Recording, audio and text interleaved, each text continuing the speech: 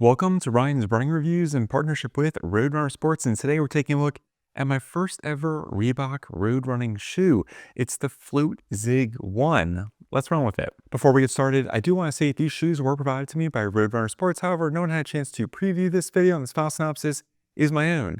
I'd also like to say please leave a like on the video and consider subscribing. Here we go. This is a very fun shoe review for me because if you remember a long time ago, Reebok had their Zig Tech shoes. I think Peyton Manning promoted them. They were everywhere, mainly because the midsole had a super cool design similar to what we see here with this kind of unique structure throughout the midsole. So they decided to kind of revive it here with the FloatZig 1. And this is honestly genuinely a great daily trainer. I was surprised by how much I liked it. Didn't really know Reebok for their road running shoes, and this I think is a winner. I'll explain why later on in the review, but essentially the FloatZig 1 is their kind of base model standard do-it-all daily trainer at $130 with a neutral setup. As far as the stack height goes, we have 31 millimeters in the heel, 25 in the forefoot for a 6 millimeter drop. The shoe weighs 9.8 ounces, which is not bad and about what I expect for a typical daily trainer. Of course, we gotta start off by talking about this midsole just because of how unique and special that it is. It's truly the star of the show, especially in this particular shoe. Now, it's a float ride energy foam. That's what Reebok calls it. It's a beaded TPE material. I think it's similar to what Saucony does with their Power Run Plus foam. Now, the ingenious design is actually with the Zig Tech geometry.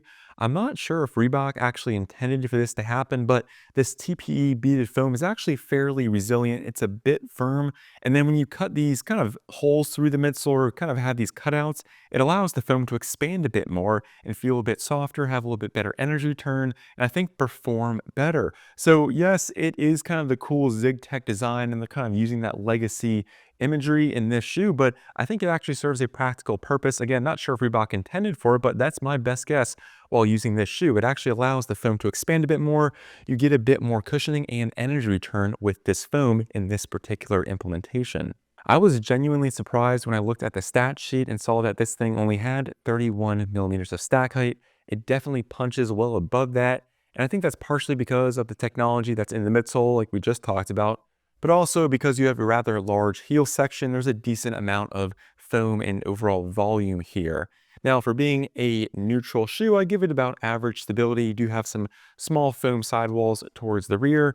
It is a fairly flexible neutral shoe, and I wouldn't say it's the most rigid. So if you want something a bit more strict, I might go in a different direction. This has a decent amount of bend and twist to it. When it comes to the overall performance, I am genuinely impressed. This is definitely one of the better neutral trainers of 2024. Now, I wouldn't necessarily consider this midsole as energetic compared to like a pure Pebax midsole, but it does feel kind of fun, if you will, has a moderate level of energy return and a solid level of cushioning. It's not overly mushy. It's very resilient.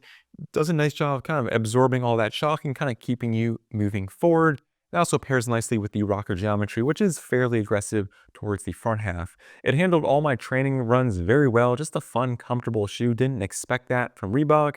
It also was a great easy day shoe as well. You can push the pace. It's maybe not my favorite standard neutral trainer for those faster workouts, but I think it definitely gets the job done. It's a little bit bulky, but otherwise, I think this midsole really shines, especially because of just how this foam has been designed with the geometry and the cutouts and everything. I think it delivers a fun overall experience. Moving on to the outsole, you have a whole lot of rubber coverage here with a large cutout in the heel section.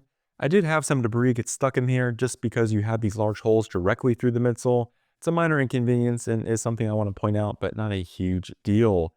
Now, the traction pattern on this outsole is actually fairly substantial. You could probably get away with using this on some gravel, dirt, maybe grass. Yes, you might get some things stuck in here, but the lugs are quite large and you have full rubber from heel to toe, and I thought the grip was excellent. Moving on to the upper, I thought the FloatZig 1 did fit true to size. It's a little bit narrow through the midfoot with average room towards the front portion. As far as the materials go, you have a more traditional engineered mesh in the toe box with kind of some plastic or synthetic overlays through the midfoot section. The tongue is rather large, has a light amount of padding, and is fully gusseted.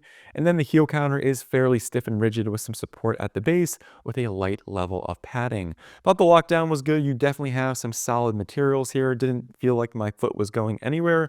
And the overall build quality seems great as well. For 130 bucks, I am quite impressed. I think Reebok has done a great job of modernizing this Zig Tech design and really kind of bringing it into the future. And whether intentionally or unintentionally, I think having these cutouts or just unique midsole geometry allows this Float Right energy foam to perform better, mainly because it can expand in key places rather than if it was just a single block of foam. It delivers a very resilient, well-cushioned ride, much more pleasant compared to, I guess, more traditional EVA foam midsoles, especially at the $130 price point. I was genuinely impressed. The upper has great build quality, you have some solid materials here, and I think the styling isn't half bad either for what that's worth. So for this being my first ever Reebok road running shoe, I think we have a winner here. Well, that concludes the review. Let me know in the comments what you think of the FloatZig 1. I would love to hear from you. I'm Brian for Brian's Running Reviews, and I'll catch you guys on the next one. Thanks.